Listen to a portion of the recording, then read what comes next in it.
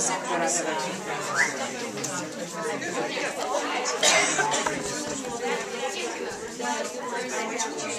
have everybody's attention? You gotta have your ass together. And you want to move your chairs, because otherwise your neck's going to get really tired. We're going to be processing up here for the next probably 25 minutes or so. We're going to do 2 rounds. We're going to start with the K-12 people. They're going to talk to us about all the things they brainstormed. Then we're going to stand back from that and say, do you see any clusters of things that could go together? Because this is not a dissertation or a book, it's a short case. So we're going to just do a practice. If we zeroed in on these 3 things, how would we organize the case? How would we get into it? How would we make transitions? Especially getting into it, how would we set up a thesis? How would we make transitions that would develop it? How would we get out of it? And what we're going to do is show you a model of how you can map out where you're going, and then that controls all those tangents that you want to get into. And it also makes clear to your reader, here's where I'm going, and then I go there. So that's what we're going to practice. So Carol will help me write. Sure. We'll both write, take turns. What are some of the key things you want to have in your, what were the key aspects in your case? Appropriate parent involvement. Appropriate and helpful. We have extremes where we have not enough and too much. So. Appropriate and helpful. Carol, write down the next one. Can I ask a question? Sure. Is that subjective? What's appropriate? Well, we kind of talked about how sometimes we have parents who write their kids' homework. And sometimes we have parents who aren't or can't be involved at all. So I guess appropriate, while it might be a loaded term, would be something that parent involvement that is really in the best interest of the child, rather than in the best interest of their parent doing the science project would not be appropriate. I just think that's I just think that's subjective. I mean, which you did present 2 extremes, right? And they're so extreme that even that middle area. Well, and we talked about that too. But, you know, I'm not saying that every parent has to come in and volunteer time in the coffee room, or, you know, cutting out sheep to put on a bulletin board, because some parents can't do that. Now this is an example of where, when we get a little later on, we'll say what would be good examples that you put in your case. Okay. So we'll leave this up here for now. That's a good question. Yeah, because you may have a teacher that feels like a parent that emails them and challenges the way they graded something or responded to something. They may deem that as inappropriate.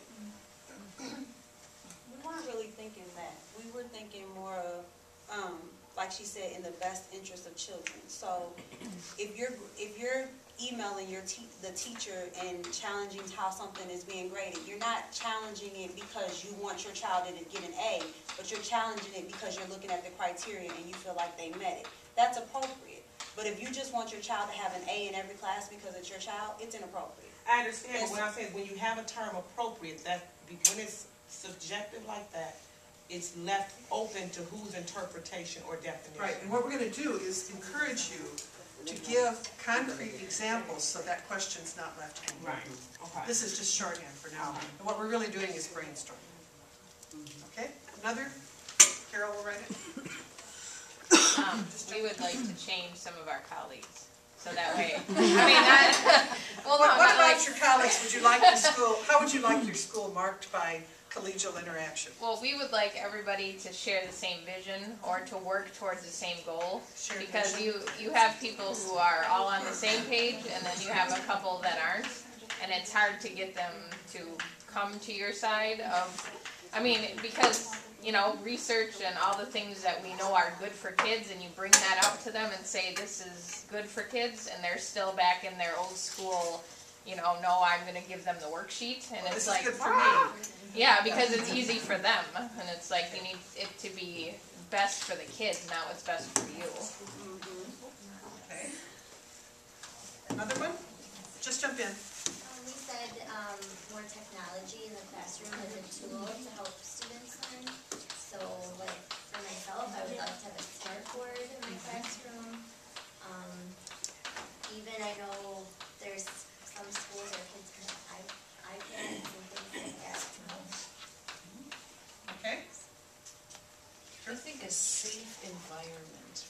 is very, very important. Just say more about that. Inside, I think the students have to feel safe.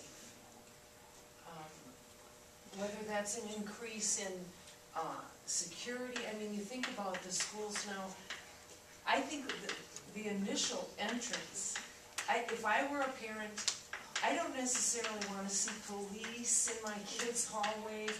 Not that we should hide them, but from an outsider walking in, maybe, and as a student, that would kind of be like, you know, and there are police in the schools all day. There's security, there's all of that, and I just think it looks bad. Is the threat from the outside or from the inside? Well, there are things that occur on the inside, but there is the potential of the outside coming in. But you know, even when you go to the mall and I see police, I'm like, you just kind of want to leave, like something's going to happen here. Do you know what I mean? Yeah. Can I Okay. ask a question about that? Yeah. So do you kind of feel or mean that it's more of a feeling of intimidation on them, saying, you know, that we've got them all here, you know, instead of feeling safe that, yes, I can see them, I feel I'm going to be okay, or do you feel if it's more of an intimidation? No, and I think they need to be there, but I mean, as a parent, I don't want to see that as the first thing when I walk in. I mean, I know that they're there, but I don't really want to see that as soon as I walk in. Gotcha. I'm trying to understand your perception of like, I'm not seeing. No, they need to be there. When we were younger, there was the hallways were always the police officers, and they always just tried not to let me know. I'm trying not to have the full discussion, Right. but people need to say something, because we can come back to this. The riff I would do on this is I think there's various kinds of safety. Big one is that I want to feel respected, and like people are not going to make me feel stupid. You know, so when you say safe environment, there's all these levels of environment. Mary, I'm not sure either why you limit it to the students. I imagine the teachers would want to feel safe as well. Absolutely, and they want to feel respected. Exactly. Absolutely. I think just also physical space, it'd be nice to have more. Okay, say a little more about that. I have 28 kids this year, and just the number of desks we need and like the bumping into each other, by the end of the day, everyone's crabby. What would more space allow? More movement, less agitation. Less tripping over books. Less tripping, yes, Just feeling a personal space. right. Okay, and also And you maybe have, have a book nook and have room for other things that I've had to take out as a result of. NPS is now expecting that teachers will teach reading whole group, small group, and in centers. And if your room is full of desks, guess what? So you Those can make your centers. desk centers. Oh, you have desk centers, okay. So physical space. Yes.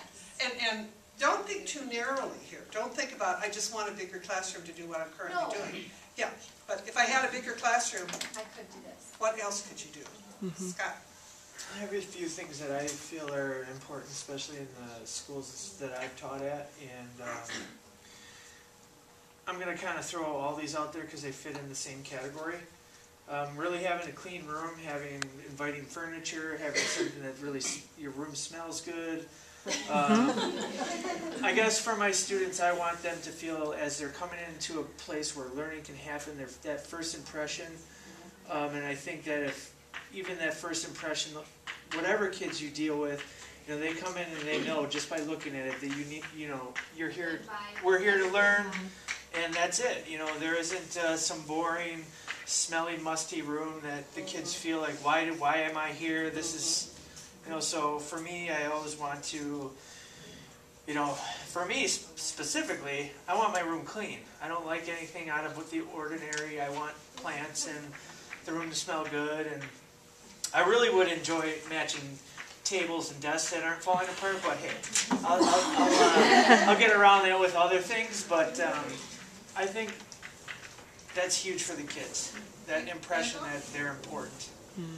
I didn't know if this was changing my learners, but I would like a set group of kids instead of a revolving door.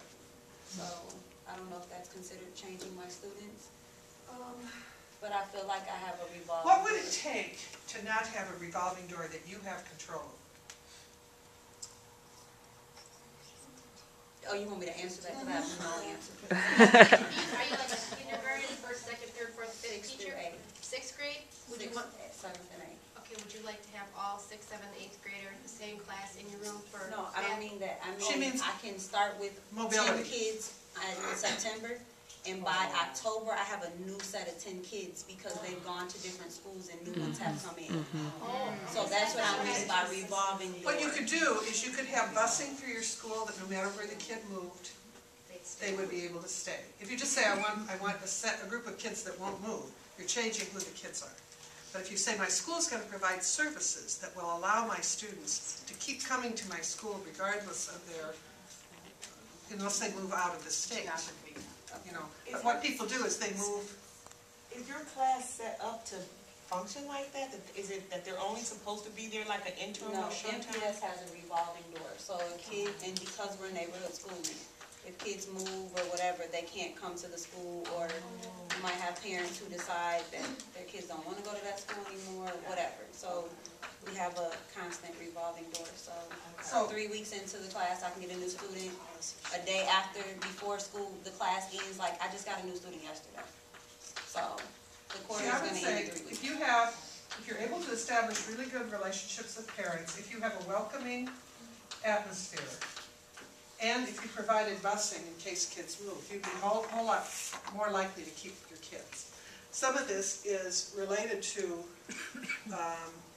not feeling safe and respected, or not feeling a connection to the school on the part of the parents. So the parental involvement, which actually, I would say teacher-parent connection. Also, because it doesn't just go one way. I would like to change college entrance requirements. I would like them to be focused less on SAT, ACT, GPA. Well, a little on SAT, ACT, but more really on what can that student do and what is their potential, which I hope would change the community atmosphere to be less about status and more about learning. I'm just going to make that a general point.